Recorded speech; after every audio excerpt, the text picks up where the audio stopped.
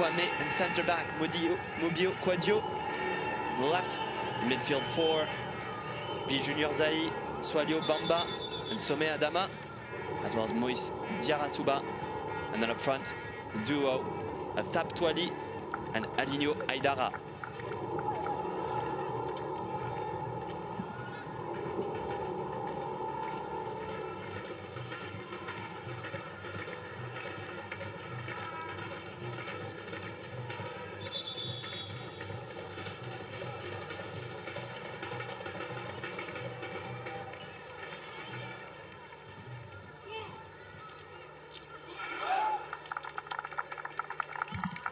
So the conditions are ready and all is set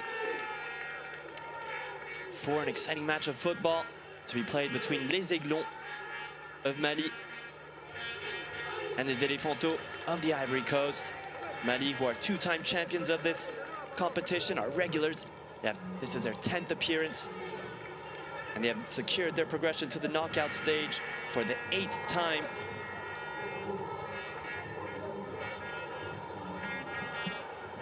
Waiting for referee Wanyanyukwa to blow his whistle for the match to start. And here we are, the Elephantos wearing their iconic orange kits, attacking from right to left, as well as the Aiglons in their white, attacking from left to right. Initial long ball played in. Strong determination from number 8, Issa Kone, getting his first start of the tournament. Perhaps showed a little bit too much excitement, but perhaps a bit nervous. Getting his first start at under 17 African Cup of Nations. 16-year-old who is replacing Diakite in the middle of the pitch, and we already have an Ivory Coast player, a Côte d'Ivoire player down.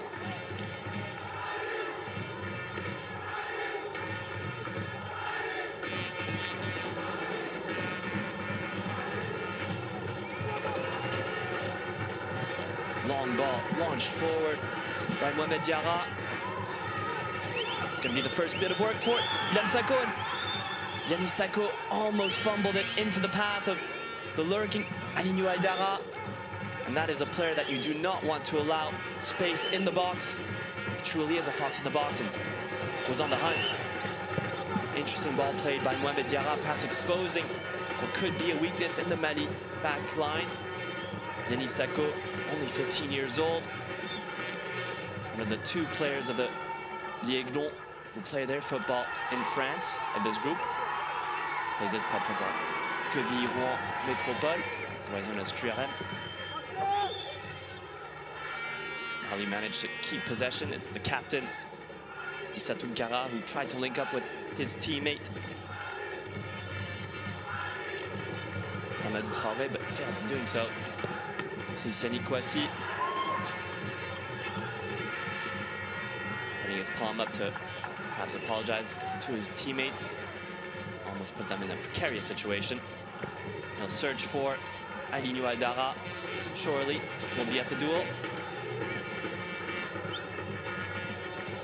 And they win the second ball. Les Elephantos.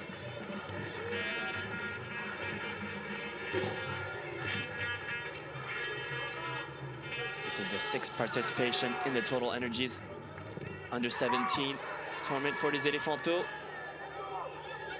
The first was in 1997, where they were eliminated in the first round. They missed out on the next 3. Returned in 2005 to finish in 3rd place. Eventually, they did get a victory in 2013. Also, that tournament was played in Morocco, so this country maybe good luck for the side. And starting off the tournament with a 6-1 victory, perhaps was an indicator of such. Aligno Aidara, one-on-one with the keeper, and he beats him, gets his 5th goal of the tournament. Aligno Aidara, magnificent timing. Of course, he's not offside. The pass was perfect, and he found himself in so much space and time to make his decision and beat the nervy Yannis Sako, punishing les Aiglons. And in their 6th participation, if they hold this result, the Elephantos will go into 1st position of the group. Yeah, it was a wonderful bit of play from the number 18. I believe it was Junior Zaï. Finding a... Oh no, it was Taptoali, excuse me. We found Alinho Aïdara completely alone, and knowing that he's in red-hot form, can't let a player who's with that much confidence alone inside the box, and you'd expected him to score the whole time. And it's 1-0 for the Elefanto. What a goal. And perhaps a surprising beginning to the match, given that Mali are favorites to, one of the favorites to go at least into the final.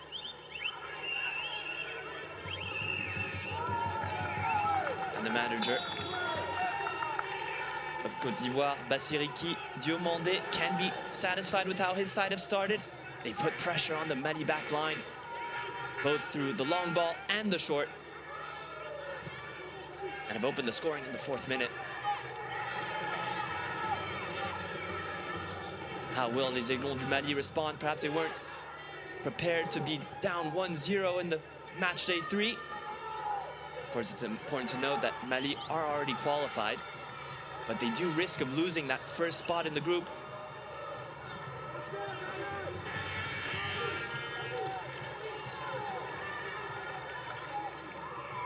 Here comes Seydou Doumbia. Cut down with aggression and force by the Côte d'Ivoire defenders as he stays on the ground. Seydou Dembélé, player who plays his club football at GMG Académie Bamako, which is responsible for so much of the talent of this under-17 side. The Jean-Marc Guillou Academy has been instrumental in producing stars like Yves Bissouma and Amadou Aïdara, players that currently play at the top flights in Europe. He continues to supply some gems like Ibrahima Diakité and Seydou Dembélé. Well done by Ivory Côte d'Ivoire, excuse me. But promptly and swiftly recovered by les Aiglons.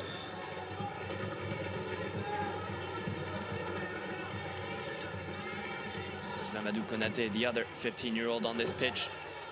The right back wearing the number 2 for les Aiglons du Mali. His pass was cut out. Alinho Aïdara, the goal scorer, finding himself now on the wing. Actively involved in the build-up play for his team as well.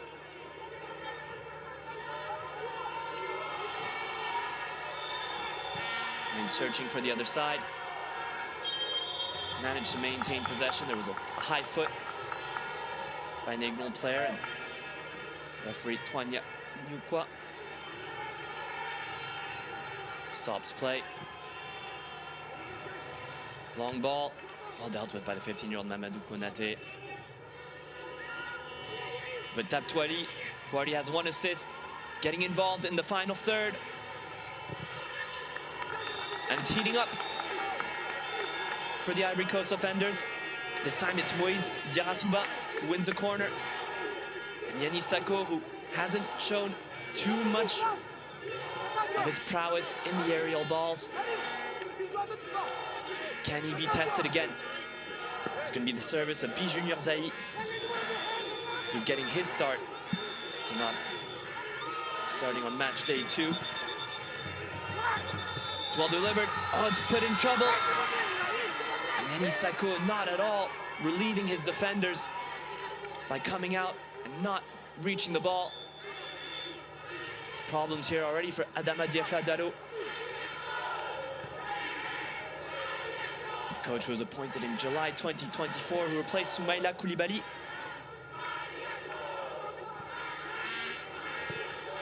He's a key figure in Malian football development.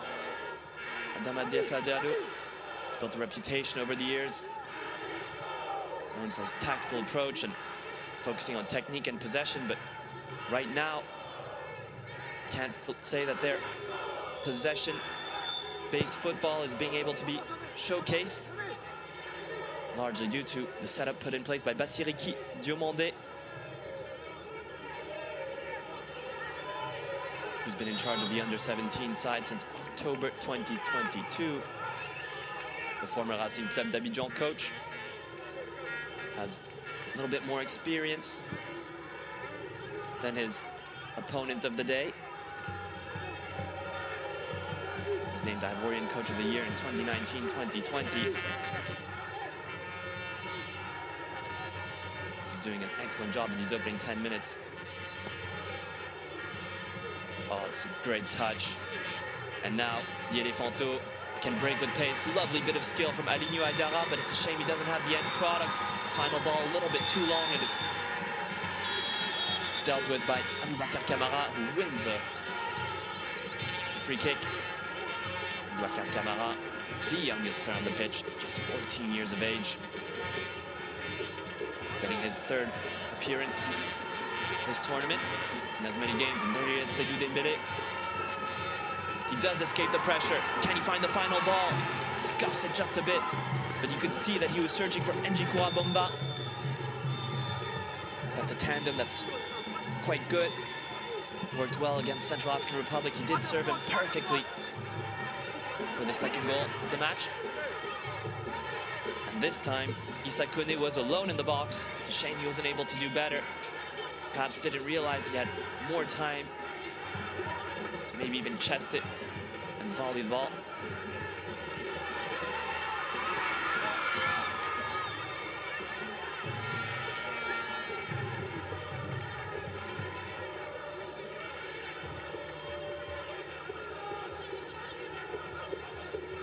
This is the third time that Mali and Côte d'Ivoire's under-17 sides meet each other. Their history, the first time they played against each other was in 2011. That was also in the Africa Cup of Nations. It was in the group stage. It was a 2-1 victory for the Elefanto. The next time they played against each other was 4 years later in the 2015 edition of the tournament. That game ended with a 1-0 victory for les Aiglons. A goal scored by Boubacar Traoré. Coming off the bench of that match was actually Amadou Aidara. Now plays his club football at the highest level, featuring in the Champions League. And there is a player down for les Elefanto. And so this third match could break the tie. It's one victory apiece over history. And also that defeat in 2015 for les Elefanto was the last time that they featured in the final phases of the Africa Cup of Nations under-17 until this very year. So it's been the long 10 years for the under-17 Elefanto. So we look at the Chris Yannick Kouassi long ball. Yeah, the presence of Alinho Aidara on the back line it's impressive. Formidably done. And the ice in his veins, just so calm in front of the goal. Picked his side. Of course, Yannick Sakho did get his gloves to it. He couldn't prevent it from crossing the line and making the net shiver. Issa Kone does well there, and he serves Bomba with a second time effort. Took one touch to get away from the defenders, but perhaps didn't push it far enough. But it's well recovered from les Aiglons, who are continuing to apply pressure. Bomba in front of the goal, trying to go for the generous play. Tried to become an assister, Bomba there. Instead of grabbing his third goal of the tournament. Frustrating, given the excellent pressing from the front line, but les Elefanto are now back on the offensive front. Good run there from Soilo Bomba to provoke all this.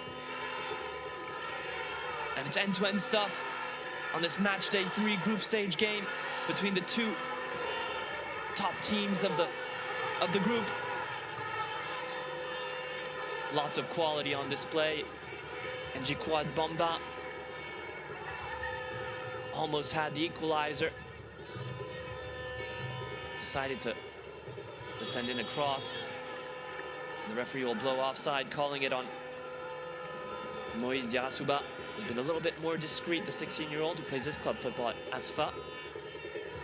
A lot of the action has been taking place more in the middle and on the left wing. But Moïse Diarra-Souba is capable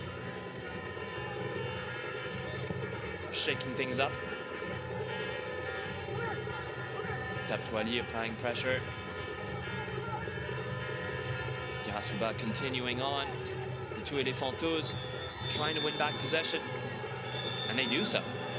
Excellent work from the two players who are on the right wing.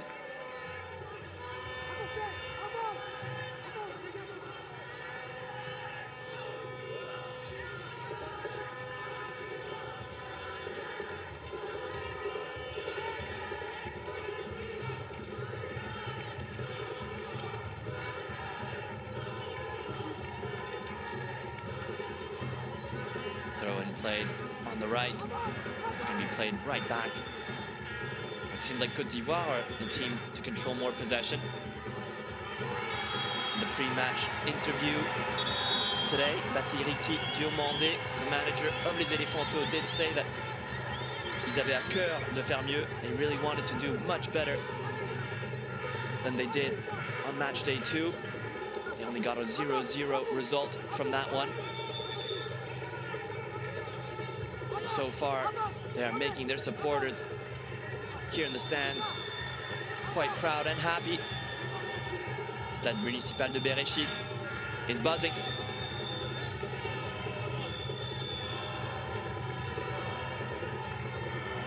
As these two West African teams battle it out for first place of Group D. Will it be Côte d'Ivoire to double their lead before les Aiglons can call one back? And there's a little bit of an altercation at the edge of the box, and Taptoali is down. Of course, there is virtual assistant referee, VAR, in the Under-17 Africa Cup of Nations, which can be served for red card incidents, offsides, as well as annulling or allowing goals. Finally, penalty calls as well.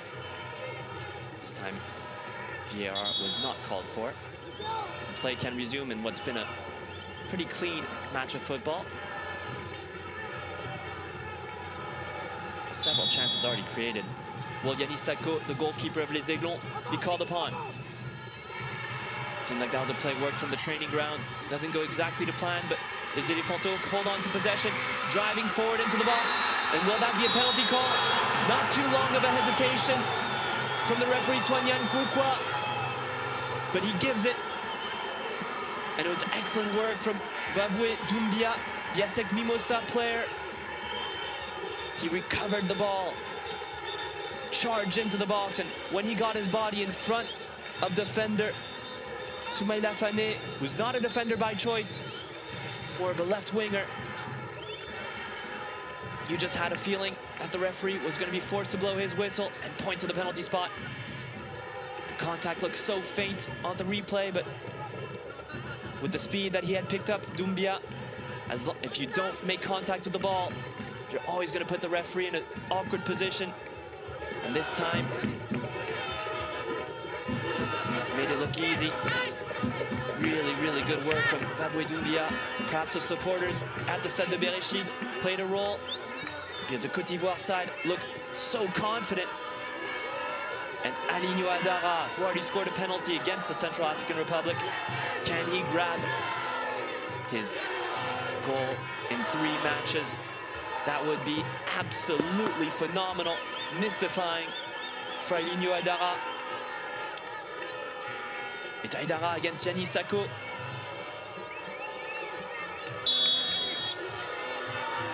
On the run-up, Aligno Adara. Here he comes, and it's 2-0 for les Éléphanteaux.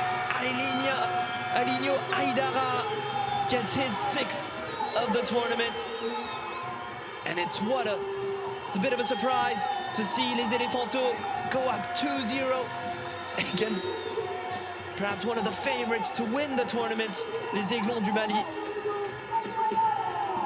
And Bassiriki Diakité calming his players down, don't want them to get carried away either. That was a simple penalty, the inside of his right foot, slotting it to the left of Yanis Sako. Maybe not even the best penalty that he's ever taken in his short, young career, Aidara, but it's enough to put his side up by 2. Video assistant refereeing didn't intervene with the penalty decision, so perhaps there was enough evidence for it to be called, even though the contact was so faint. But as I'd mentioned, when you do get your body in front of your defender and you're in the box, the slightest of contact is gonna help you in provoking and getting what ultimately is a one-on-one with the goalkeeper. And this time Alinho Aidara kept his cool.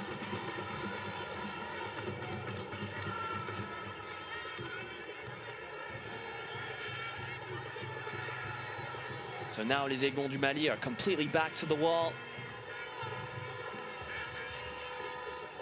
And as things stand, are firmly behind Côte d'Ivoire in the table. Côte d'Ivoire will finish in first place. Mali in second. And perhaps it has to do with motivation. Mali already having clinched their qualification spot before this match even kicked off. They also booked their spot for the World Cup. So maybe a little bit complacent, maybe lacking a little bit of the same fire. Of course, they also had back-to-back victories. But of course, knowing Adama Diafra-Diallo, the head coach of Les Aiglons, he will not be happy. Here's Seydou Dembélé, can he bring one back? Tried to get away from his defender with a clever touch, but doesn't provoke a penalty, and instead returns the ball,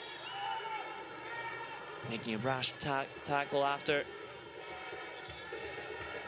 Maybe a little bit of frustration from the midfield magician, Seydou Dembélé.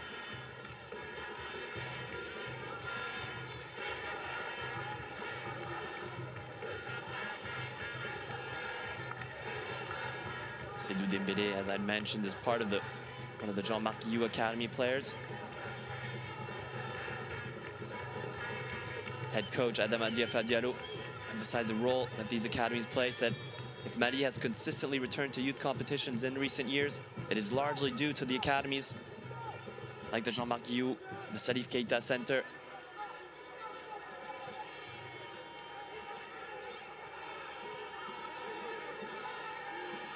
Oh, it's well done from Issa Koné. It's been one of the brighter spots of the side this first half. Of course, he had that header alone in the box and surely should have done better, but he's been active, covering lots of ground.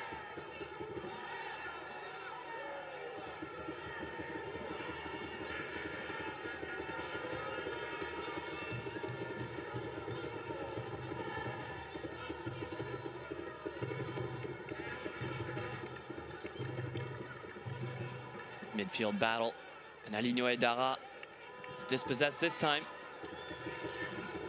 And the long ball, which was in search of N'Ji Kourad Bamba, doesn't find any takers. And Christian Ikwasi will not hurry up to take this goal kick. Of course, it's way too early in the match to believe that there would be any form of time wasting. Still so much football left to be played and substitutions to be made.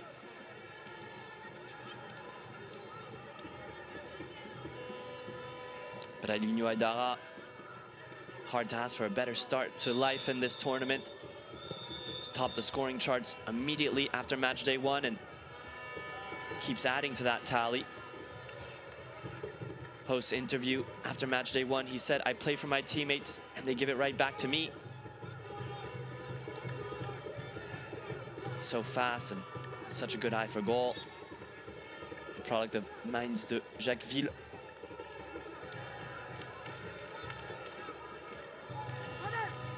See if he's already on a hat-trick. It's only 23 minutes played so far in this match. And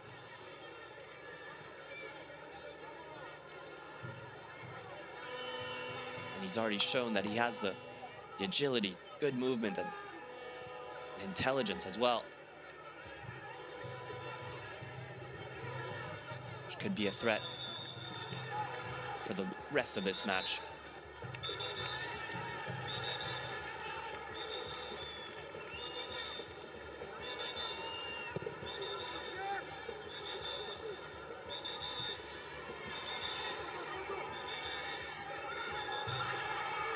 Here they come again, les Aiglons. This time it's Soumaïla Fane on the offensive front, responsible for conceding a penalty. Sends in a good cross to Seydou Dembélé. Lays it off for teammate. Good pressure from the Elephanto, who came charging onto the player in possession. It was Mamadou Traoré who was unable to get a shot off. And that's a misunderstanding between les Aiglons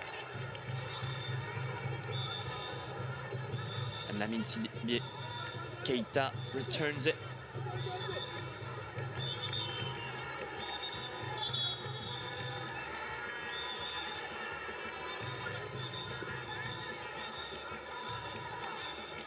Christiani Kouassi is down.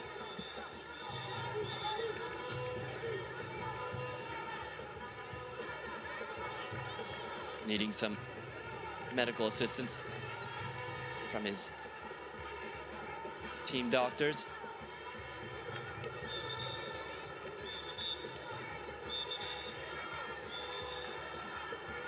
Also an opportune time for a water break for both sides, who have put in a lot of intensity and effort into the first quarter of the match, or the first half of the first half. Côte d'Ivoire haven't really had to reshuffle in the defensive end. Their setup and tactical approach has been solid. They've won a lot of the midfield battles. As we see the replay of the penalty, when he approached Adino Aidara, it just never looked like he was ready to miss, just like the first chance. Winning the mental battle against Yannis Sako. This time opening his foot. As his first goal, he actually aimed for the other post. But here for the penalty, opened up. Good bit of dribbling from Bamba. He's gonna go all in his own. Unable to find an angle, and Yannis Sako stood his ground and blocked the shot. But les Elephantos continue to press, not allowing for les Aiglons to get some breathing room. This high intensity pressing put in place by Bassiriki Diomandé's players. Les Petits Éléphants are doing so well. As possession stats show, Mali do have more of it. Here's Bamba getting involved in the play at the midfield, combines with Seydou Dembélé. Dembélé is going to get onto his preferred left foot. It's an interesting pass right to the penalty spot, but cut out by Vaboué Doumbia. Proactive on the defensive end, just as he was on the offensive when he won that penalty earlier on in the match.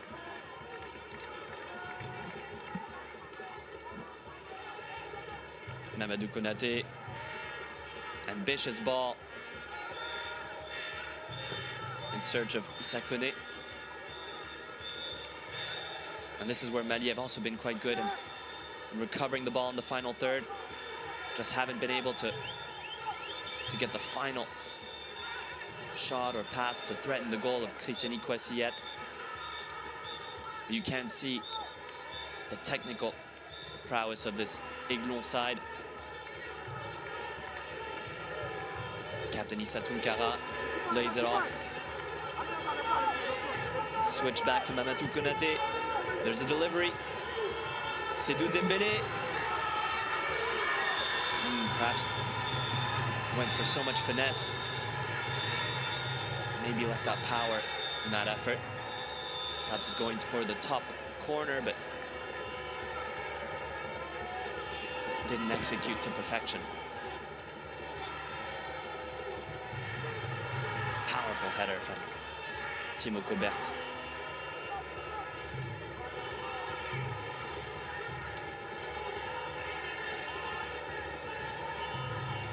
Oh, lovely bit of body feinting from the Côte d'Ivoire midfield. I believe it was Somadama.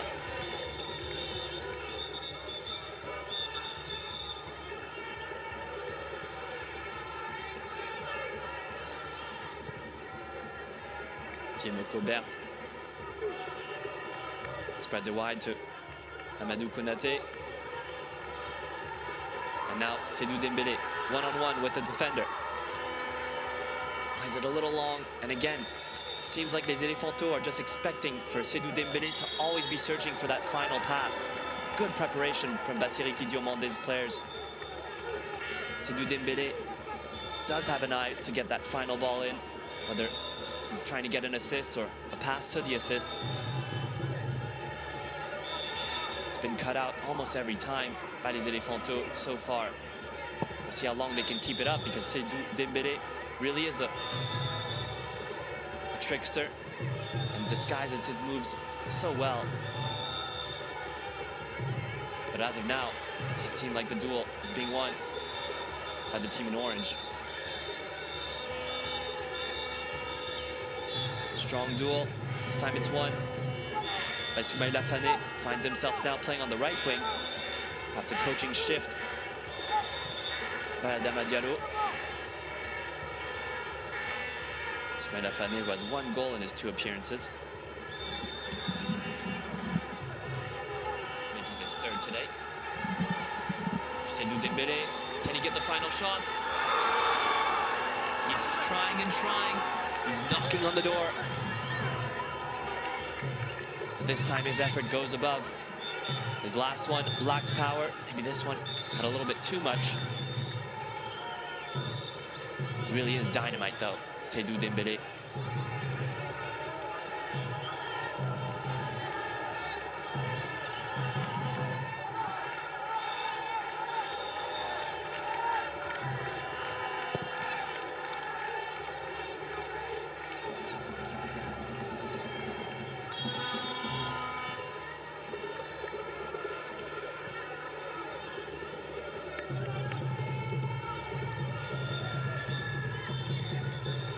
Soumaïla Fane on the right, surrounded by 3 Elephantos who came in with a lot of velocity. He's clipped at the ankles and wins a free kick in the opposition half. See if there's quality at the end of Seydou Dembélé's cross. It's going to be an in-swinger. He does have targets to search for. Dimoko, Bert, Aboubakar Kamara, maybe even Issa Tounkara is captain.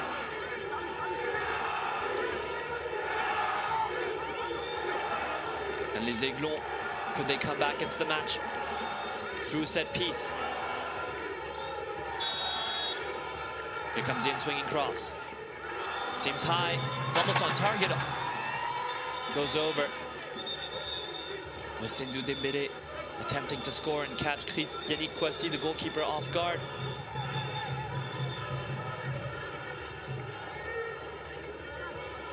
He's been a key figure in this match. Unfortunately for les Aiglons, just unable to be efficient. And a reminder that Alinho Aïdara got his double, or his brace, in the opening 18 minutes. Converting a penalty for the second, but opening the scoring by beating the offside trap and winning his one-on-one against Yannick Sakho. But les Mali now are settling into this match.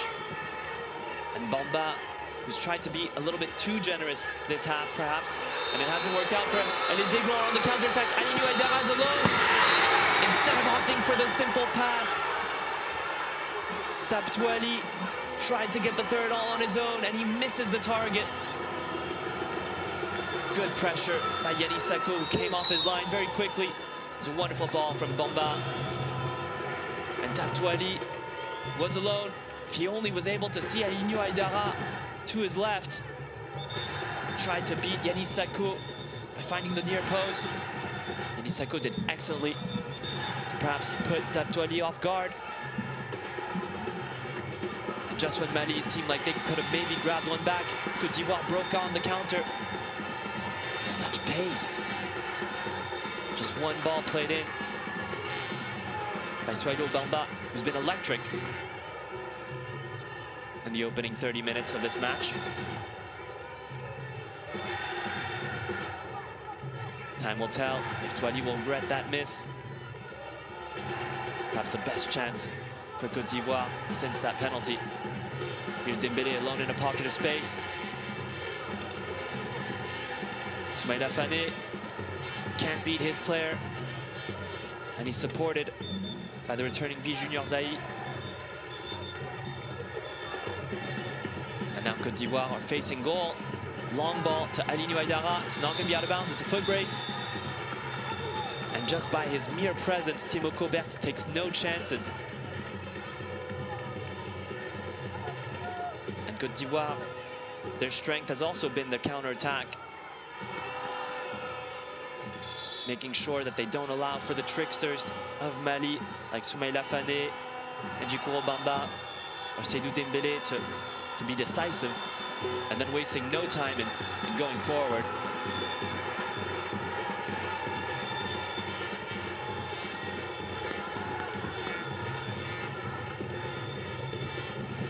Of course, football is a game of two halves, and there will surely be an important team talk for both of these teams as to how they'll approach the second 45 minutes. But as of right now, it seems like Côte d'Ivoire's strategy is allowing for them to be in a position to clinch first place of this Group D. Sako under so much pressure again. By Taptoali. Bamba wins his ball, and Fadi collides with Mobio Quadio.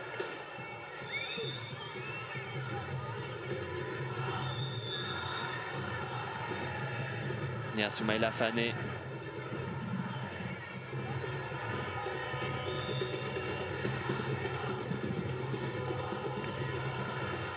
Not the most memorable first half. Conceded a penalty in his own area. That's when he was on the left. Hasn't been able to be decisive in the offensive front either. Soumaïla Fane, who has one goal in this tournament, was the opener against Central African Republic on match day 2. Yeah, we can see maybe it was his hands or even his feet that brought Mobio Quadio down.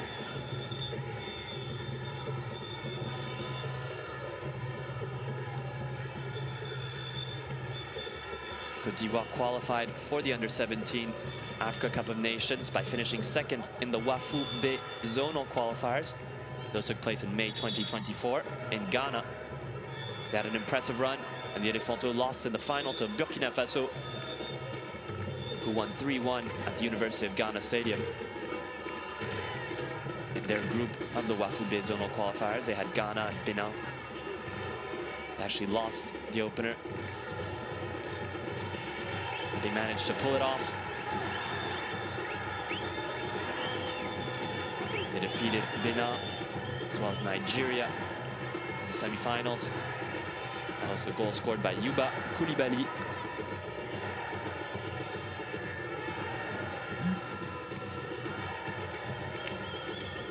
It seems like that qualification, the return on that investment is interesting. Côte d'Ivoire seem like they are in a good position to qualify for the next phase, the knockout phase. It's a simple shot from Sommet Adaba. Never seemed like it was going to be threatening Yannis Sako, but tested his luck nonetheless from distance. Oh, aggressive pressing on the right again. They've been so good in doing so through Dirasuba and Toali. Les Aiglons escape.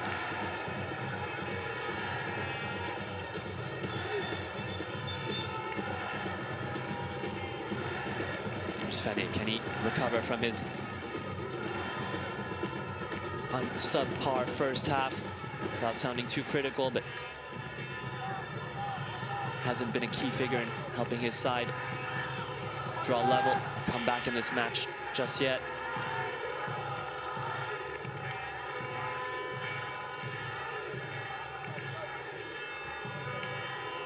In the Stade de Bereshid, in these wonderful conditions, push both sets of supporters pushing for their sides to do more.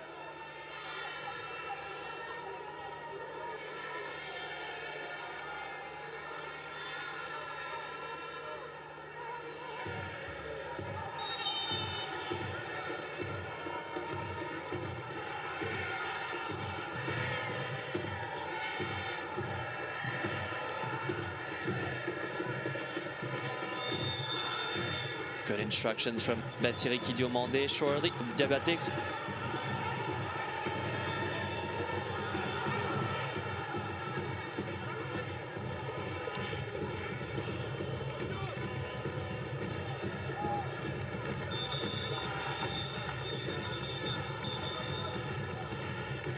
c'est Ricky Diabaté. His players are injecting so much intensity into their pressing. Don't have the most possession, but when they do look like the more dangerous in how they combine. Of course, it's no secret that Alinho Aïdara is the target man, the one to look for. And almost had a hat-trick if only Taptoali had squared a simple pass to him earlier on in this first half. It would be a 3-0 scoreline. It's actually looked closer to becoming a 3-0 than a 2-1, by all means. And les Aiglons du Mali really do have a problem to solve with their West African neighbors. Côte d'Ivoire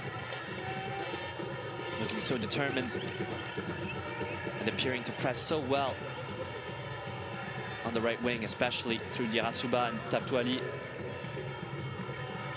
Makes sense that les Aiglons du Mali are trying to find their luck on the opposite wing. But it's cleaned up with no nonsense by Mohamed Diarra. Here's Soumaïla Fane. He's covered. It just seems like there's always more Ivorian players than Malians. And Aïdara, can he get the best? Using his pace. He's provoking on the left wing. Deep cross. He does find a teammate. And the deflection takes it over the goalkeeper. And it's 3-0 for les Éléphantaux. What are we seeing today? Magnifique from Alinho Aïdara. What a first half. 2 goals, 1 assist. And fortune favors the brave as the deflection takes the ball above Yanis Sako, unable to get a palm to the ball that bounced over him. Looped by a deflection, and it's so unfortunate for les Aiglons du Mali, who have been pushing, but just unable to unlock the defense of Côte d'Ivoire, who with one long ball found Alinho Aïdara. He drew in Timo Cobert, and with his intelligence, his technical precision, found the forgotten Taptoali.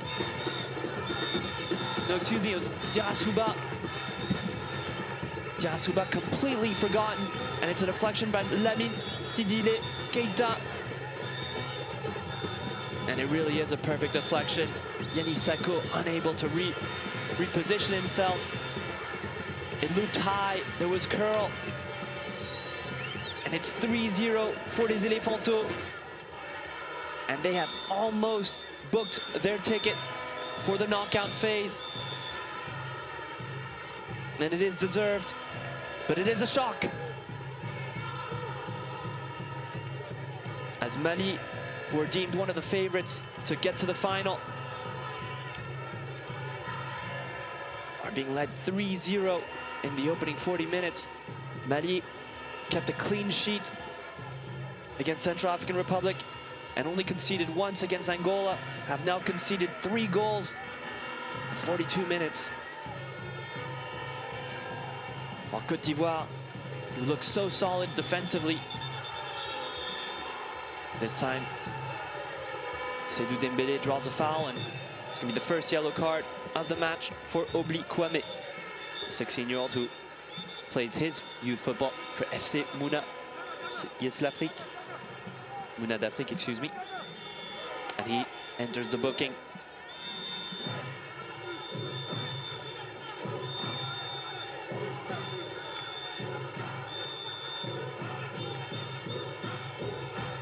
Côte d'Ivoire are now up 3-0. Perhaps, as I had said it earlier, did look like it was more likely to be a 3-0 than a 2-1. But the way that they did get that goal was a real smash and grab. And now their goal differential is +8. Can't forget that in the opening match day they won 6-1, so that was +5. And now they're up at these 3. But les Aiglons will continue to push. Of course, they have to.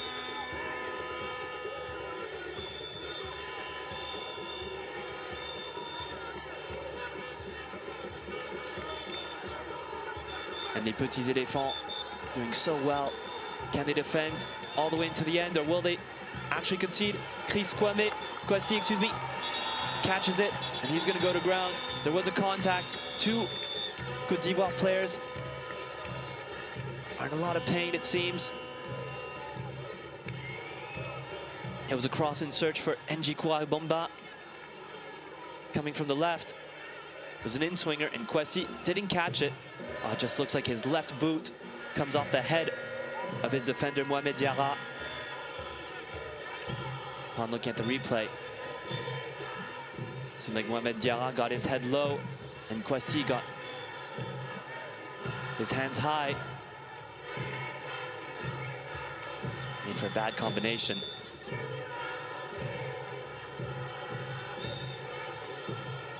And what a delight for the supporters of Côte d'Ivoire who are in Bereshid, Morocco for this match.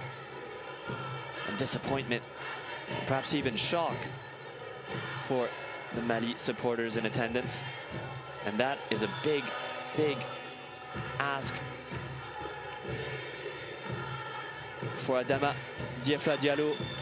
The 38-year-old manager now has to figure out how he can change the fate and the outcome of this match. Is winning off the table, is drawing off the table. Of course, his side do have the quality to come back, but they haven't scored 3 goals in a match so far in this tournament. It would be a first. Their first victory against Angola was 2-1. Their second against Central African Republic was 2-0. But if Seydou Dembélé and Njikwa Bomba perhaps wake up, maybe there is even substitutions on the bench that he could turn to.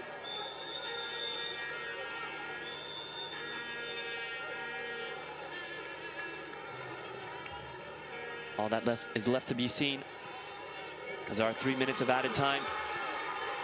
And Elinio Aidara involved in the link-up play. At the time it was Dira Souba who was charging into the box.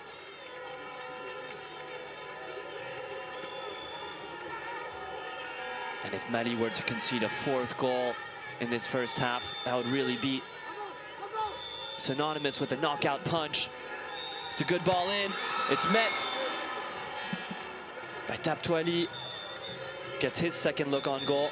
This one a lot less clear than his first. But the marking of Mali, look, they look so static, the back line, not exactly moving. See the fullback, Konaté, and Timo Cobert not communicating. They just seem stunned. Les Aiglons du Mali completely stunned by the events. And if there's one side that needs a halftime break, it's Mali. Oh, but they've given it away poorly and carelessly. Alinho Aidara, he lets it go through for Bomba. He's going to eliminate 2 players. Can't get the shot on target. Les Aiglons du Mali desperately need the halftime. While les petits éléphants, who look like grands éléphants today, almost put in the 4th goal of the match in the added time.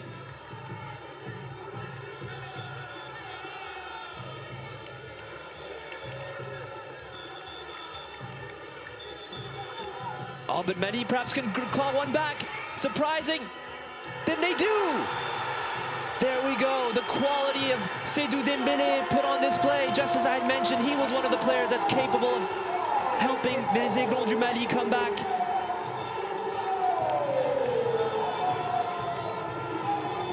Oh no, excuse me, it was Soumaïla Fane. Soumaïla Fane finding himself this time on the left while he was moved on to the right.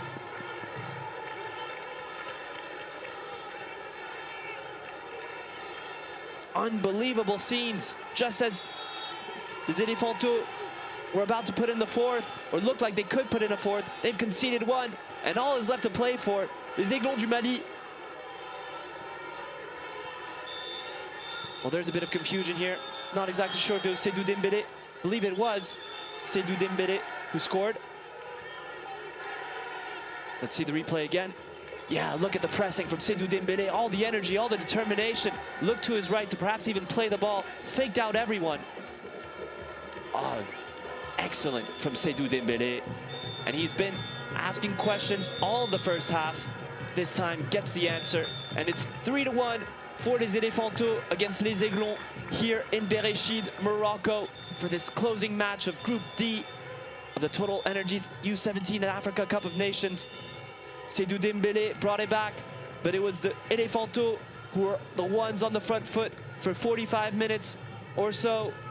They let their concentration down and were punished severely with a goal. And that goal perhaps has significant implications for the second half, because Les Aiglons du Mali are a dangerous side. They were the favorites going into this tournament to perhaps even win it all for the third time in their history. But as of right now, and before that goal, it did seem like Les Éléphantaux were just a superior side. But all is to play for in this second half. So much excitement, and the team talks for both managers are going to be so important, as well as perhaps the adjustments. You'd imagine that Mali will have to make more adjustments than Côte d'Ivoire, but Côte d'Ivoire will maybe have to wonder if they can really deal with that intensity for another 45 minutes. Their pressing was so high, so much volume, so many runs. It did work out, and they are perhaps unlucky to only have 3 goals scored. But as the result stands, they are first in Group D. Mali are second. Both sides would qualify for the knockout phases. We'll be back in the second half for another 45 minutes of football between these two West African sides.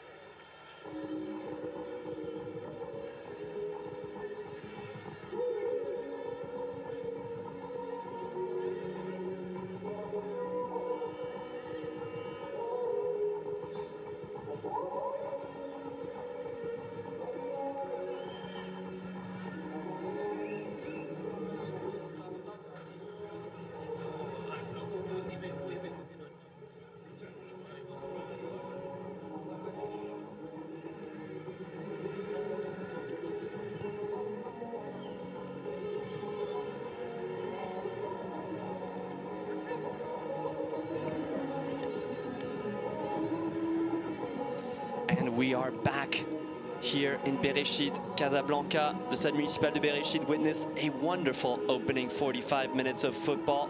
Very high quality. Of course, there were moments perhaps of controversy. The penalty that was given for Côte d'Ivoire maybe didn't have the significant contact, but nonetheless did seem like the right back Vaboué Doumbia got the better of his defender, which was Soumaïla Fane, who's not a defender by trade. And he did seem to render him to go a little bit off balance. Not the most significant amount of contact was made, but nonetheless it was enough to convince referee Toanyen Kwokwa to blow the whistle. Of course, Alinho Aidara was the star of the first half and seemed like he was going to be the only star of the half until Seydou Dembélé intercepted a moment of an error of concentration from Mali and then cleaned up a giveaway and then finished from close range, allowing for his side to have a little bit more confidence going into these next 45 minutes.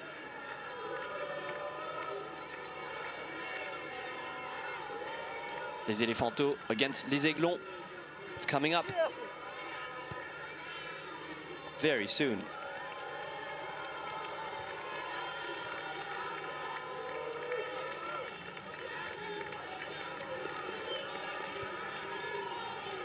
Mali are making 2 substitutions. It's going to be the introduction of Ousmane Savan and Soungalo Koulibaly.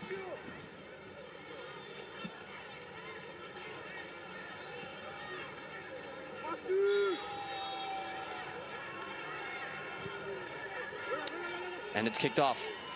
The Éléphanteaux attacking now from left to right. Les Aiglons du Mali from right to left.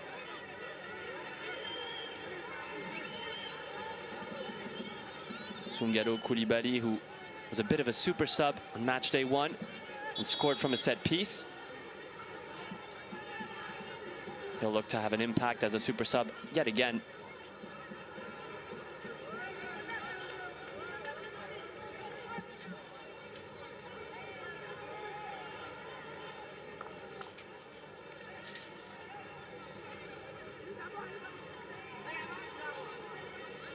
Making his 3rd appearance of the tournament.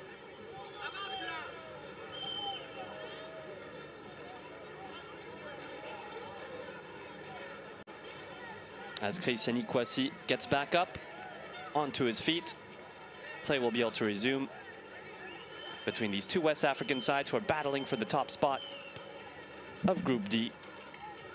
Of course, if Côte d'Ivoire get a victory, they will be directly qualified and leading. Mali, with the defeat, will still qualify and have still stamped their ticket for the Under-17 World Cup to be played in Qatar later on this year. That would be in November.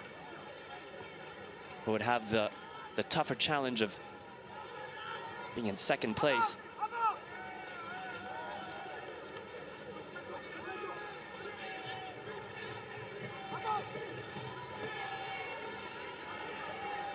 Spread out to Mobiu Kouatsio. Alinho Aidara, who's lurking, such a strong presence on the edge of the box. And this time Mali are able to break the attack, something that we probably didn't see enough in the first half. Mali breaking forward with pace. Swiftly cut by les Éléphanteaux, who are matching the same energy that we saw in the first half, which is so impressive given that it's very high intensity football. Bamba, who was provoking, had the last chance of the first half for les Éléphanteaux. When he got onto his left foot, tried to bend and curl a shot to the top corner of the 2nd post. Perhaps maybe did a little bit too much. And in the instance that followed, Mali were able to get their opening goal of the match.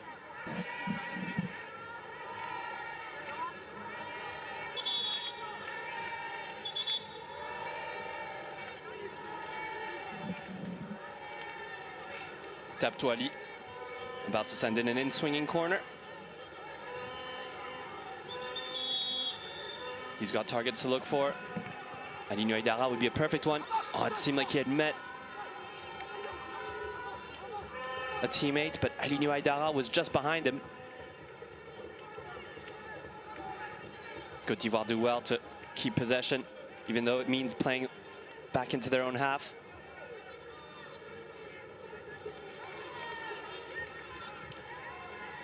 Shouldn't be taking too many risks. And Mamadou Traoré also coming off for Ousmane Savane. So switch in the wingers for Mali and their manager Adama Diallo. Perhaps not happy with the output of the left wing and right wingers.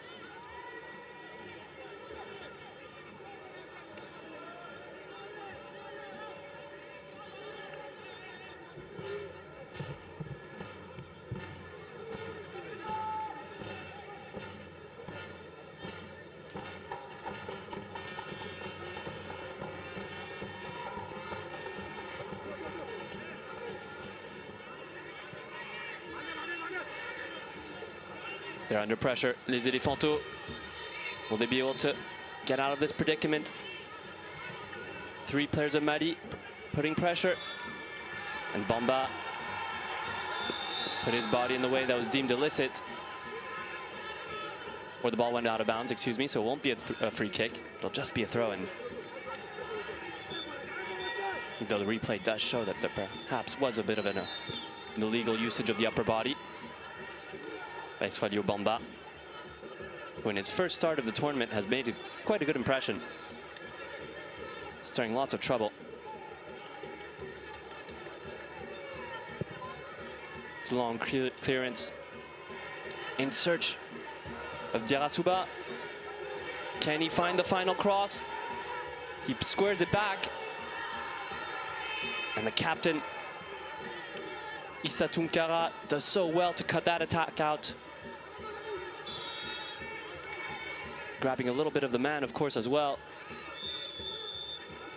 as the Ivorian forward stays down.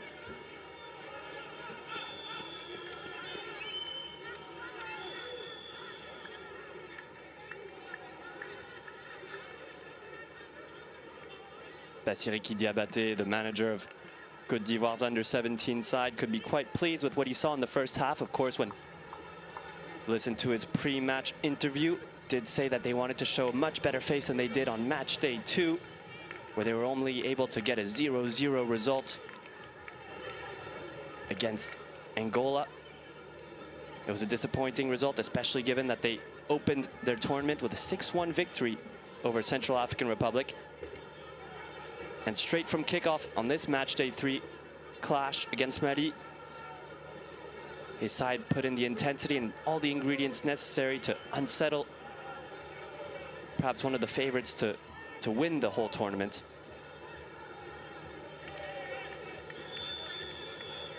In this group stage match.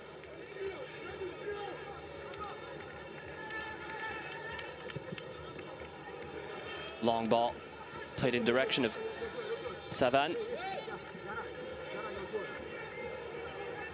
No nonsense defending from Doumbia. Played a key role in winning the penalty in the opening half. But also showed that he had great output in the second, in the defensive sectors. Good ball from Doumbia. Then again, Alinho Aïdara doing so well to turn around and get involved in the gameplay. But this time covered by 3 Aiglons. He's dispossessed. And they have a chance to perhaps even get a second goal. It's a deep cross. Seydou Dembélé lays it off. And it's going to be the captain to go for goal. Issa Tunkara isn't able to really adjust his feet. We'll see it in the replay. But it never really seemed like his body language was going to enable him to get the height onto the ball. Just a bit too over it. And attempted to use the outside of his right foot to what seemed like beat the goalkeeper Christian Ikwasi on his right. Much better there from Les Aiglons du Mali. When they dispossessed Alinho Aïdara, it seemed like they were just always going to have an eye for goal. But it's also the way they dispossessed Alinho Aïdara that was so impressive. 3 players surrounding the ball.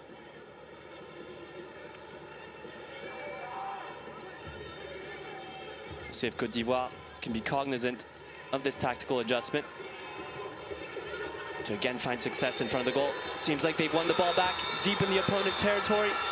They still have it. And Ivory Coast, he can touch it. Oh, he can't tip it, the foot, using the tip of his foot, unable to spread it to the right.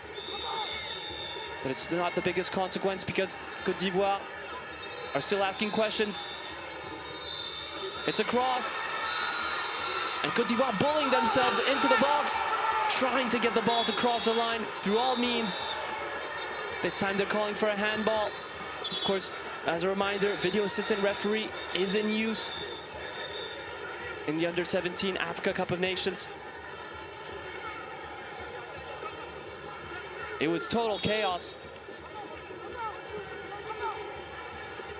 No need to review that play, it seems. But Côte d'Ivoire imposing themselves physically and also through their speed. Long clearance. Not exactly searching for a teammate anywhere but out. Anywhere and out from the Elephanto.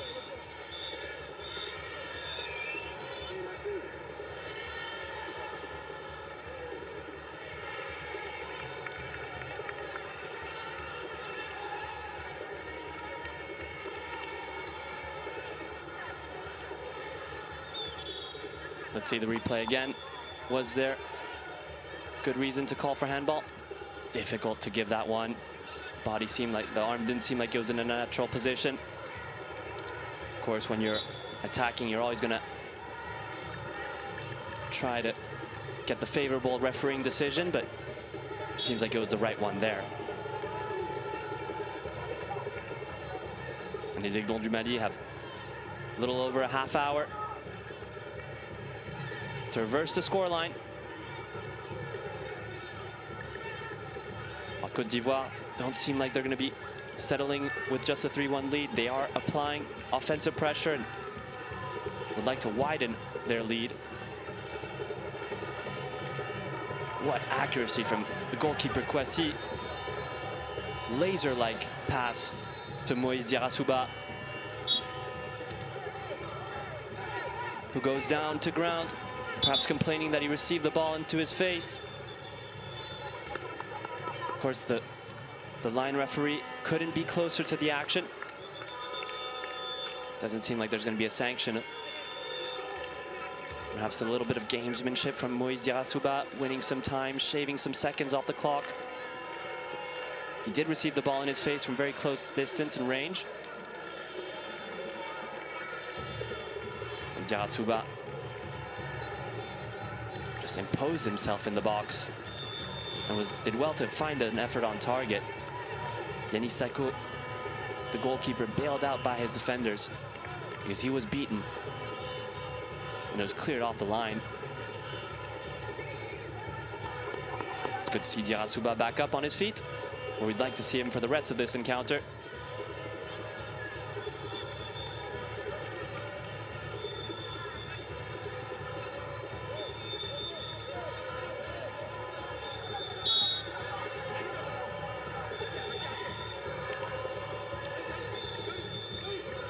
And here they are again, les Elephantos, as they go forward.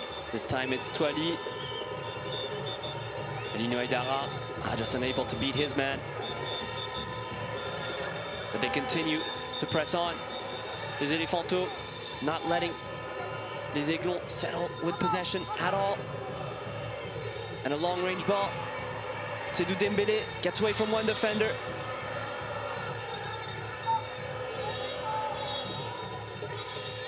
It's a shame because it did seem like Seydou Dembélé, had he been given a little bit more time and space after eliminating his defender, would have had teammates to look for and find that final ball that he's been trying to deliver all throughout this match.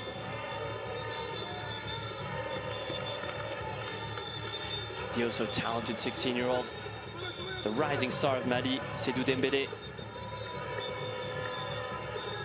scored a very, very classy goal at the end of the first half tonight. Coming from the Jean-Marc Guillou Academy in Bamako. You can see why he's nicknamed Messi by his teammates. This time it's Walio Bamba who wins a free kick for his side, perhaps provoking a foul by Issa Kone.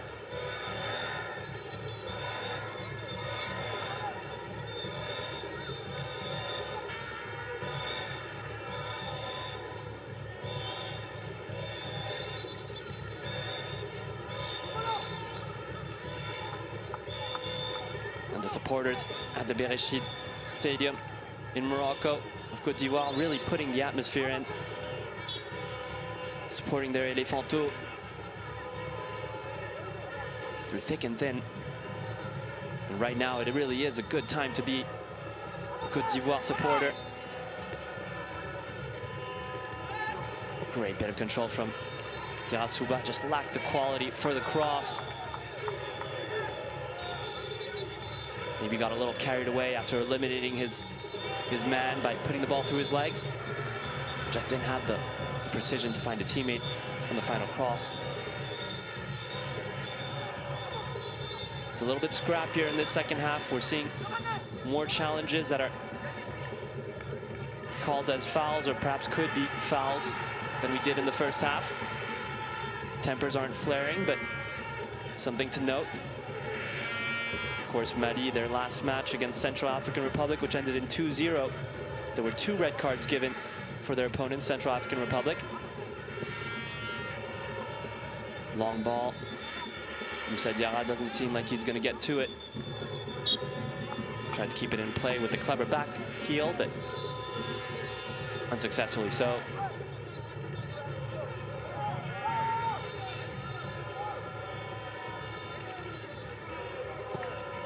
And les Aiglons really never given so much time to build up their play from their back line.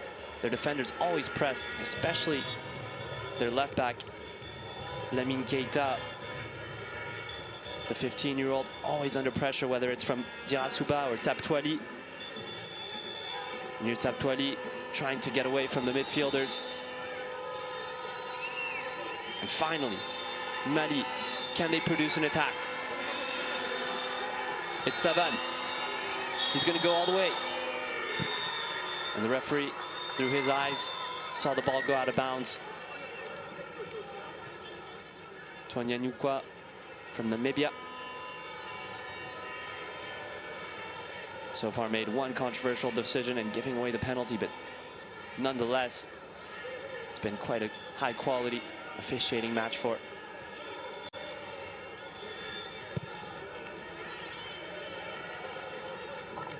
As it's punted out of bounds without exactly much direction or precision. But the idea was out. And it allows for Mali to perhaps reset.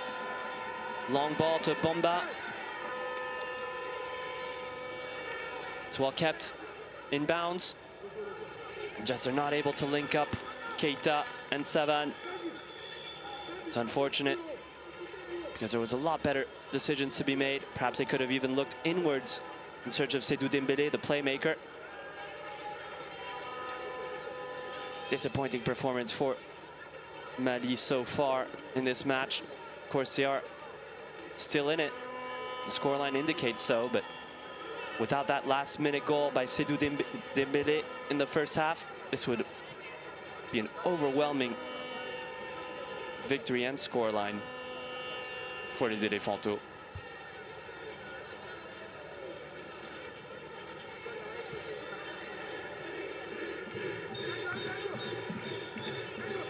As Buildup will step out off the pitch to receive perhaps a little bit more medical assistance. He's put in such a shift. Buildup working so hard both on the offensive and defensive ends. And that's a very long throw in, but it did seem like his feet lifted off the ground, and possession will be reversed. Mali will take the throw in this time. It's Seydou Dembélé. He asked for the give and go. It's cut out. But good pressure from Lamine Keita. They're going to move the ball from left to right. Mali, through many short passes.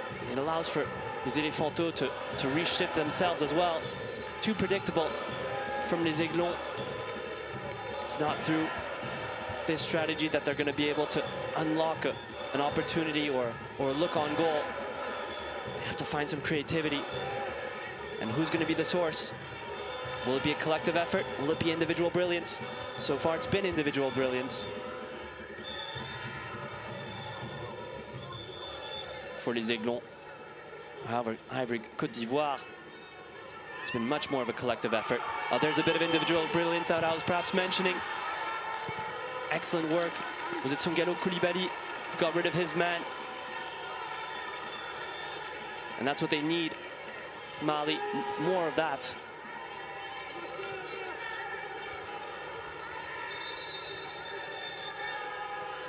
And they're working forward. Issa Kone spreads it to Sungalo Koulibaly. Seydou Dembélé. You know he's going to look for the assist. Seydou Dembélé plays it back out to Issa Kone.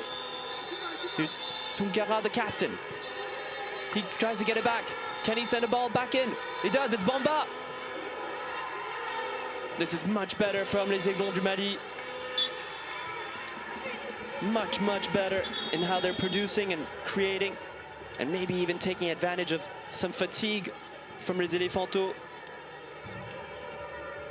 It's not easy to not have as much possession and press high and attack with high intensity, and Côte d'Ivoire may be starting to show that physically having difficulties keeping up with the movement of les Aiglons. But on the scoreline, they are still nicely ahead.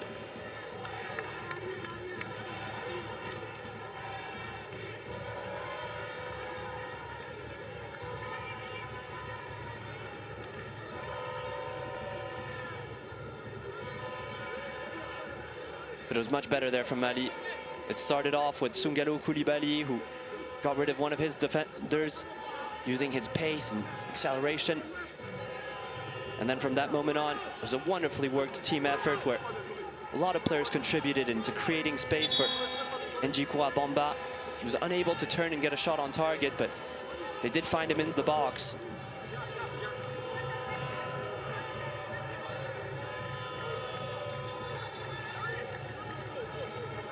And the third historical encounter in the Under-17 Africa Cup of Nations between Mali and Côte d'Ivoire is in favor of the team in orange. But can they cut the lead down to 1? Perhaps it will be through this free kick, but there's going to be a video assistant refereeing incident. Tianwan Kukwa is going to have a look. Was there a penalty? More drama in this match. She has the images. Let's see. Was Njikwa Bamba impeded when he was turning around to shoot? It really depends. Was his left foot attempting to protect the ball? It did seem like there was contact. He was with his left foot if he was trying to protect possession, but it does seem like his foot was touched in a way that the ball was laid off. Oh, it's a complicated decision. It could go either way. There surely was contact. But in the end, was his intention to pass it to his teammate or not? If his intention was to protect the ball, then it's a clear penalty.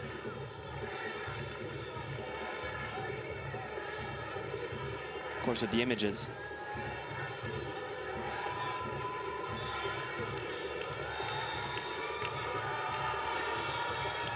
And after reviewing the images, there will be a penalty for les Aiglons.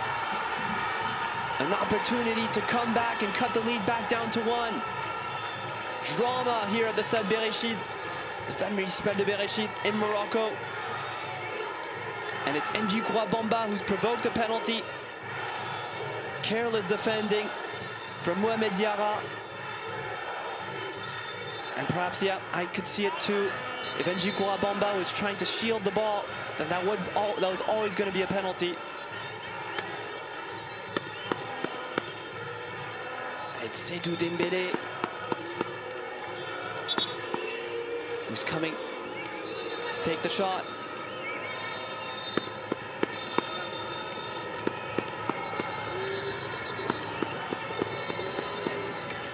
with his left foot, the player who they call Messi, the Jean-Marc Guillou Academy.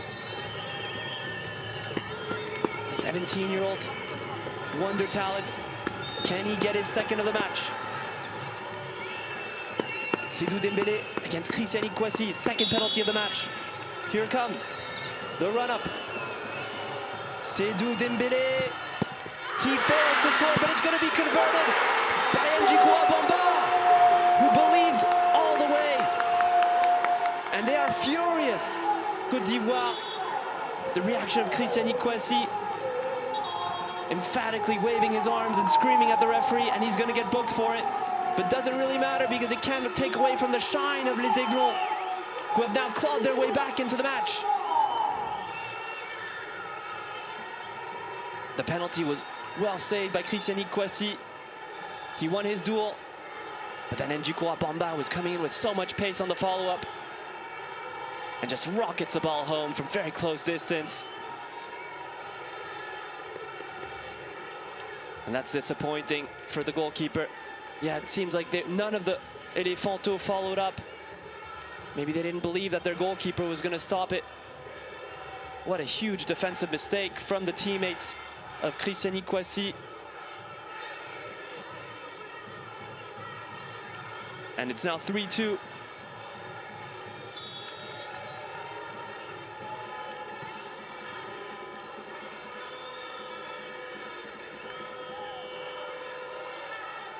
And they flip the match on its head, les Aiglons de Mali. And now, Côte d'Ivoire are under pressure because a draw would put Mali back in first place.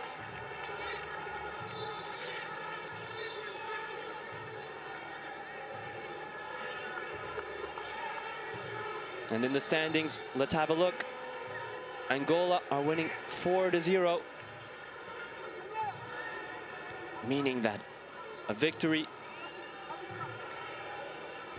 for Mali, if they were able to reverse the tide, still being that they would be in good place to qualify les Elefanto through their goal difference.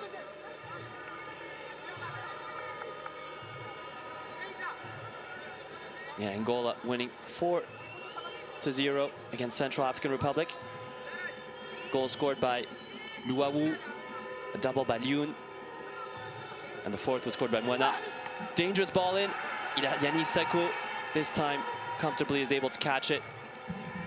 Aerial ball is not exactly his strong suit just yet, something that he could work on and improve. But this time, professionally secured. And Mali are not going to be content with just scoring a second goal. They're going to go for the third. And again, good pressure on the right. Usage of the hand by Sommer Dama. Important to note, still no substitutions made by the manager, Bassiriki Diabaté. The 51-year-old has faith in the players that he's put on the pitch. All the substitutions for Les Aiglons did make a difference. Of course, Sungalo Koulibaly was a player who triggered the good spell of possession for Les Aiglons. But now, can they respond with a goal? Les Elefanto, Alinho Aidara, he's going to turn his defenders. Perhaps thought he had too much time. But he's bailed out by his teammates. And a lack of misunderstanding there. As Bijou Nyorzaï won back possession at the edge of the surface. Thought he was going to find Alinho Aidara with a soft touch. Oh, what did he just do there? Seydou Dembélé, he's got magic on his feet. Unfortunately, can't be capitalized. And Ousmane Saban can't keep the ball in play. The give and go between Seydou Dembélé and Njikoua Bamba was magical. Another substitution made for Mali. It's going to be the end of Issa Koné's night. And Ibrahim Diakité will come on.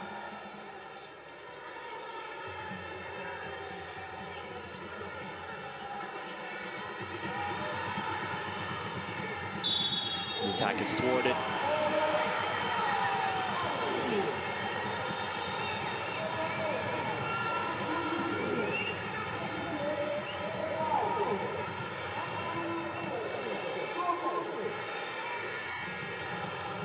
Is that a penalty given?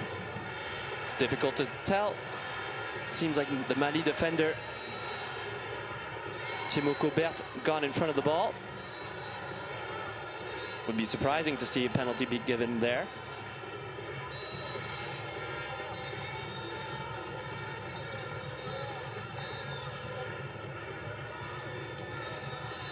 Hard to really get a clear understanding of what the refereeing decision was there.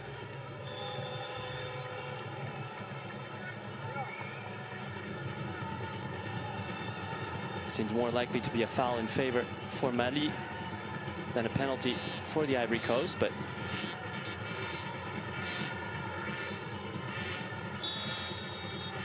was a foul outside of the box.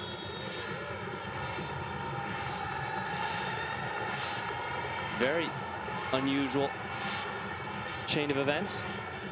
Just when it seemed like Mali had thwarted an attack, in truth, they actually just missed out on conceding a penalty. And those few centimeters separating the line of the box as well as from outside the box are crucial, because now it just means that there will be a cross played in that will have to be defended instead of a penalty to be taken by Alinho Aïdara. And the final 15 minutes of this half.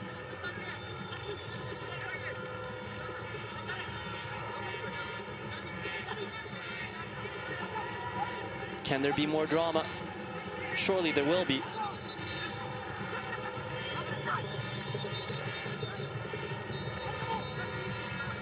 Lots of time being taken after the foul called. See how much added time is added to the 90th.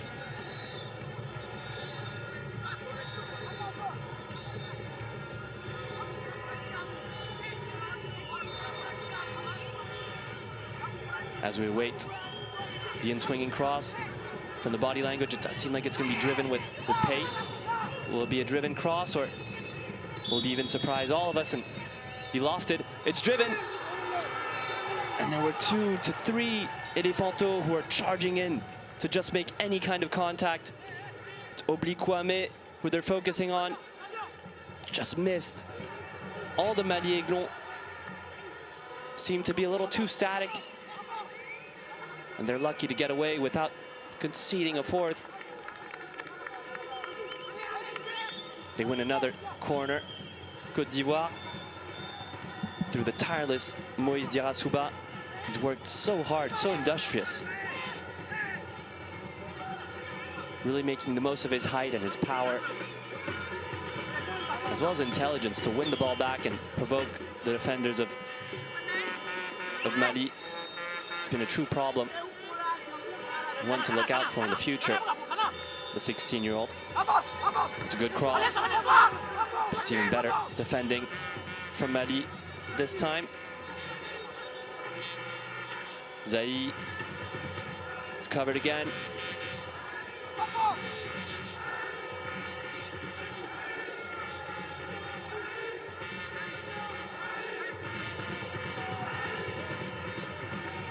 I believe it was Ousmane Savan who defended on that play.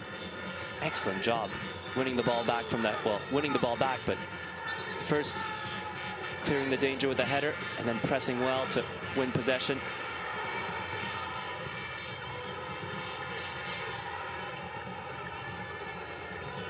And the back line of Mali under pressure again. Had to be cleared by Timo Côte. And the possession stats are even more in favor of Mali than they were in the first half. Côte d'Ivoire struggling to hold on to the ball and really recreate any of the offensive chances that they did in the first half. Alinho Aïdara has been discreet. This is more of what we saw in match day 2 against Angola. And Bomba was chasing, had to be dealt with. And Mali win a corner, but it could have been more.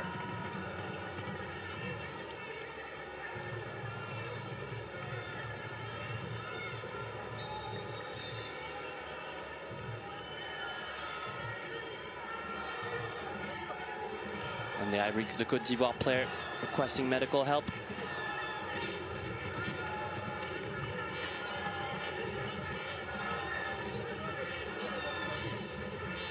Toby Kwame, 16-year-old who received a booking in the first half. Getting his third appearance in this Under-17 Africa Cup of Nations tournament.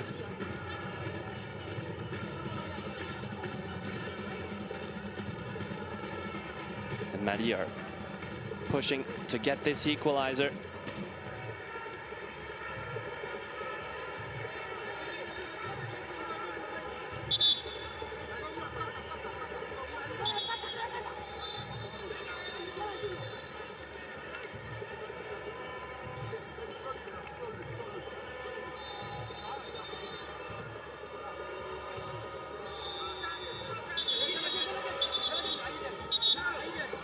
Lots of confusion inside the box, and the referee Toanyan Mukwa is going to speak to Issa Tunkara, the captain of Mali.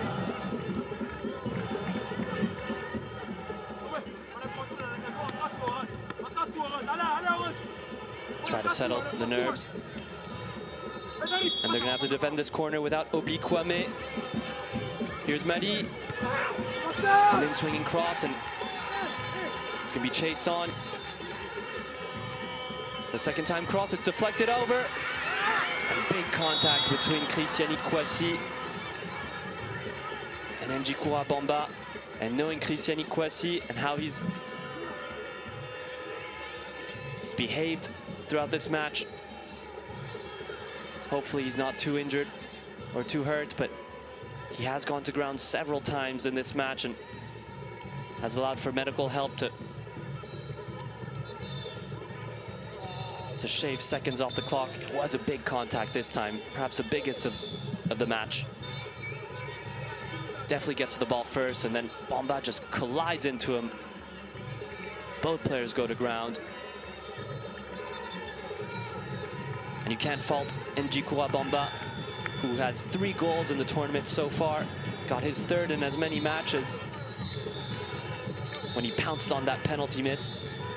And with the same determination that he showed in getting that second goal, charged to the ball, believing until the very end that he could perhaps even snatch the ball ahead of Christiani Kouassi. This time, didn't do so. And about 2 minutes have been scratched off after that contact.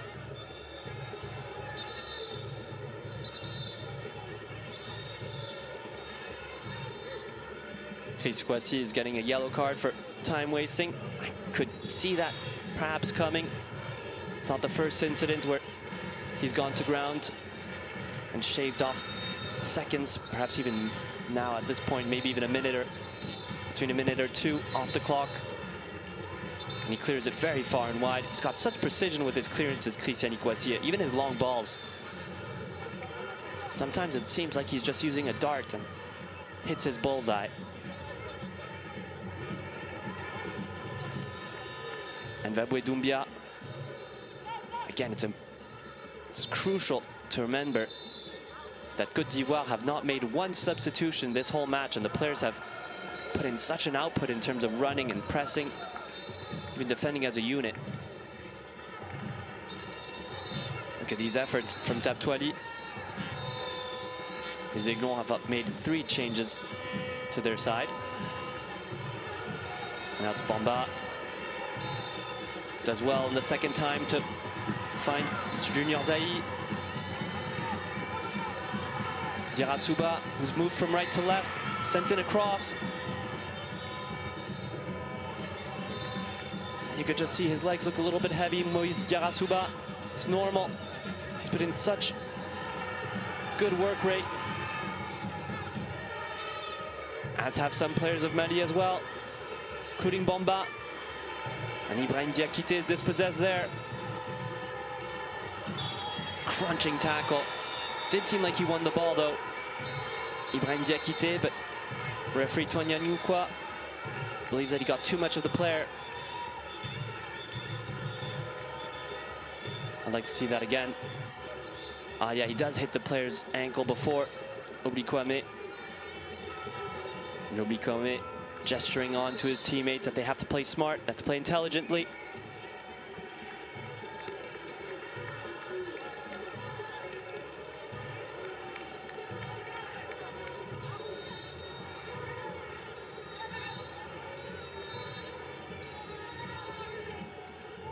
It's been choppy this second half. Not exactly the smooth ball playing, possession base and chance creations that we saw in the first. It's been a lot more collisions, as well as refereeing decisions that have marked this 45-minute period. Seydou Dembélé is frustrated with the quality of that pass. Wasn't the best, but he's bailed out by Soumdiallo Koulibaly, who keeps it in play. The 16-year-old finding Ibrahim Diakité. The captain, Issa Tounkara, spreads it wide, and there's pockets of space for les Aiglons. Eliminated by Savan. Low-driven cross, and les Elephantos have to wonder how they're going to get rid of it. It's a low clearance. Alinou Aïdara imposes his physique and then clears it to cut the momentum of les Aiglons du Mali. With 5 minutes left to play, the Elephantos, the original 11 who started this match,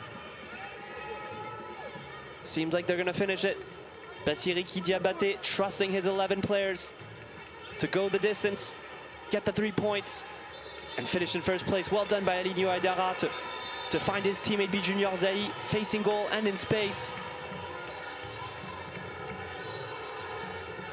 Can les Elephantos add salt to the wounds? Get a 4th goal? And logically, the Côte d'Ivoire player goes down. Maybe Swalio Bamba. And Seydou Dembélé is tackled, brought to ground illicitly, and that'll be a foul. I wouldn't like to say it's total mayhem, because that would be an exaggeration, but there was a player down for Côte d'Ivoire, and then another player down, brought down through a foul.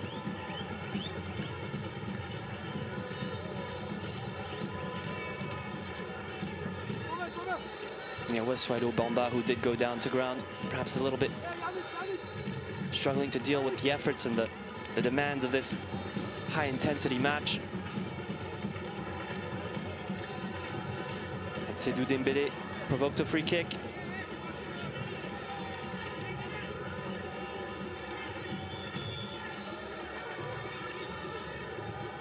And it's going to be him to take it.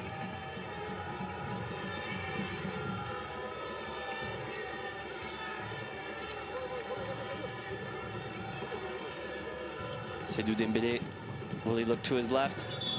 Seems that there's several options to his right and his left. Perhaps something they've worked on the training ground, and that's going to be the first substitution to be made by Côte d'Ivoire. It's going to be the introduction of Oumar Junior Soro.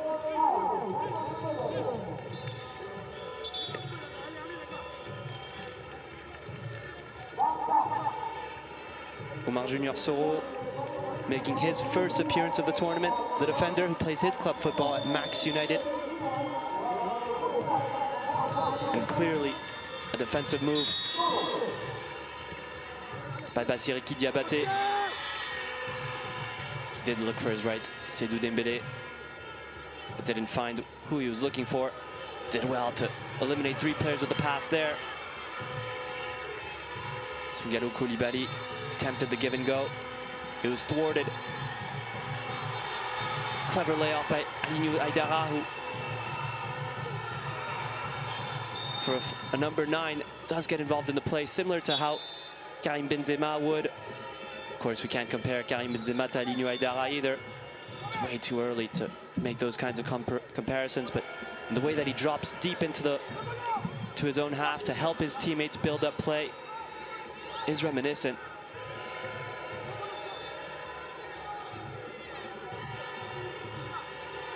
And he's helped his side win a corner, and they're going to take their time.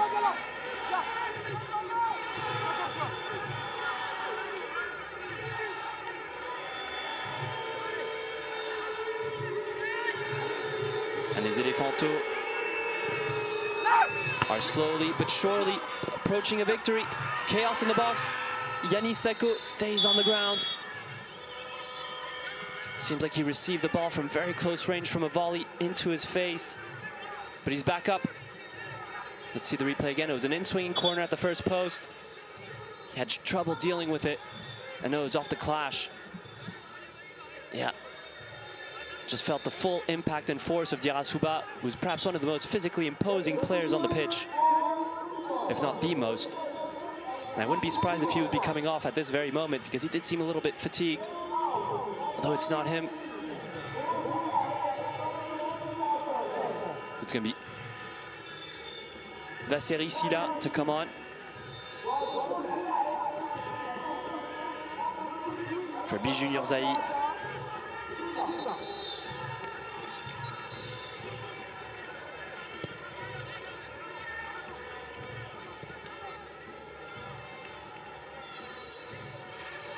As we approach the final seconds of the 90th minute, we'll see how much added time there will be.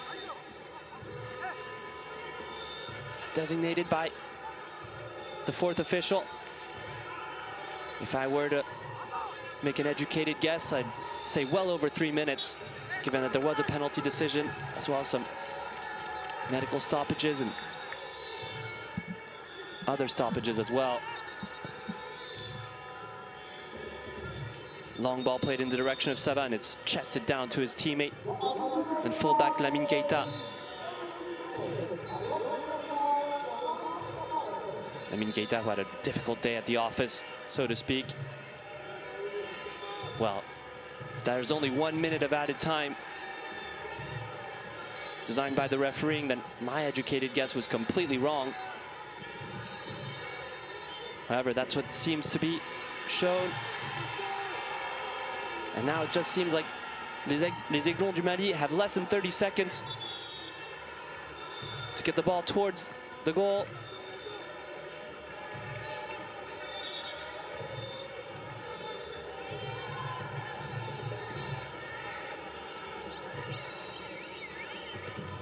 And there's a Côte d'Ivoire player who's down. Is it Vaboué Doumbia? Might just be. And now we've passed the 1 minute of added time. There we go. That seems much more appropriate. 8 minutes instead of 1. Would have been very surprising. No, it's Diarra, excuse me. It's who I thought would be coming off when the decision was made to take off B Junior Zaha. Moïse Diarra, excuse me, put on such a big performance, perhaps pushed his limits to the max, and has to be stretchered off. Hopefully it's not serious, because he seems to be such a pivotal player in the setup put in place by Bassirou Diabaté. And manager of Mali, Adama Diafra Diallo, is going to throw in 2 new players as well. It's substitutions galore as we enter added time.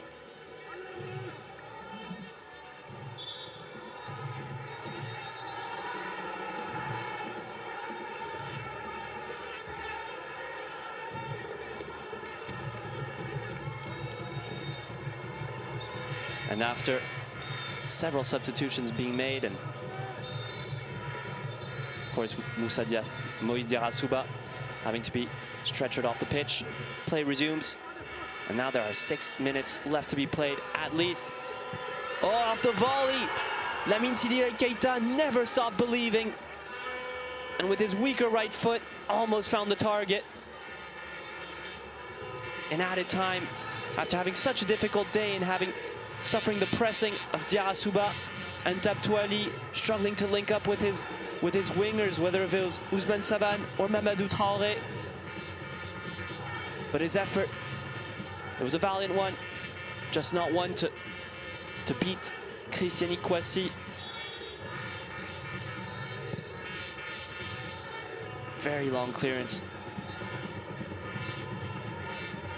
And now Lamine Keita is on the defending duties.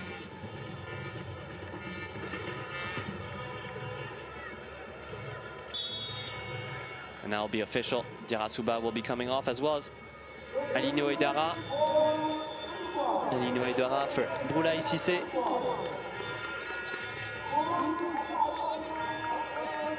The double goal scorer today.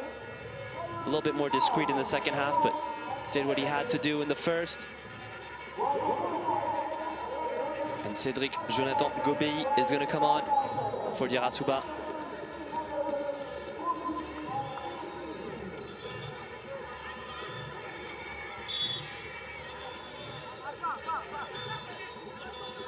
Good shift put on by Diarra Souba.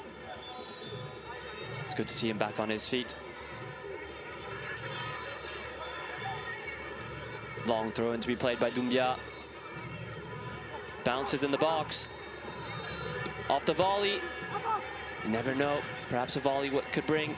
We saw in the first half that the deflected shot by Tapitoali. Or was it Diarra Souba, excuse me, got the goal. Third one. Oh, lovely bit of skill and a back heel to create space. It's a shot that's going to be towards target, and what a goal! C'est incroyable! Unbelievable scenes here at the Stade Municipal de Berechid. As a substitute, Boulaye Cissé on his first touch of the ball, excuse me, rifles the ball into the top corner, beating Yannick Sako. It's unbelievable. They've done it. They have defeated Les Aiglons 4-2 on this match day 3 encounter, and they are going to be the group leaders heading into the quarterfinals on Friday. Magic from the foot of Boulaye Cissé, and I can't wait to see the replay.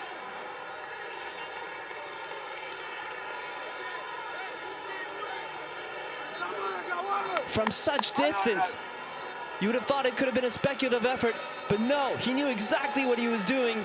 Must have been waiting on the bench, biding his time. And then when he's introduced and given the chance to shine, Boulaye Cissé takes it. Look at the focus, and then the execution, it's perfect. The curve. And from the moment it left his foot, you could tell by his face, he knew he caught it smoothly and he caught it cleanly. And the scenes of joy clearing the bench, all the Elefanto celebrating together. What a strike. And Boulaye Cissé puts his mark on the match and will cement the victory of the Elefanto and crown a good performance. Wasn't all excellent in this second half. They did what they had to do, only conceded one against a Mali side that was galvanized after cutting down the lead at the end of the first half. They weathered the storm, and when Bassiriki Diabaté made his substitutions, they were late, but they were great.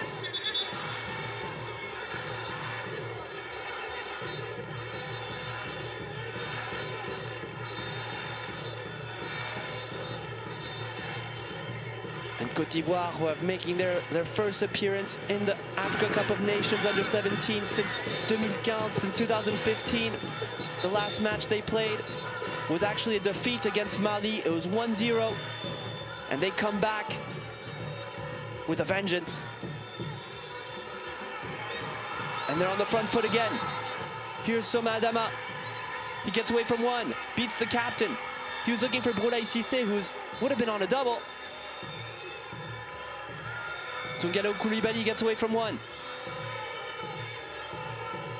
He's closed down and he has to play backwards.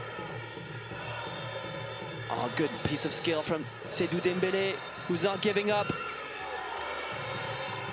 Lots of heart on this Mali side, but not enough to deal with the quality of Côte d'Ivoire. They showed so much quality in their offensive play and defensive play, and that's the final whistle blown. 4-2 victory for les Elefanto over les Aiglons. A wonderful team effort from the team in orange, and they deservedly get their victory by 4-2 here at the Stade de Berechid in Morocco. They will be first in the group. Mali will be second.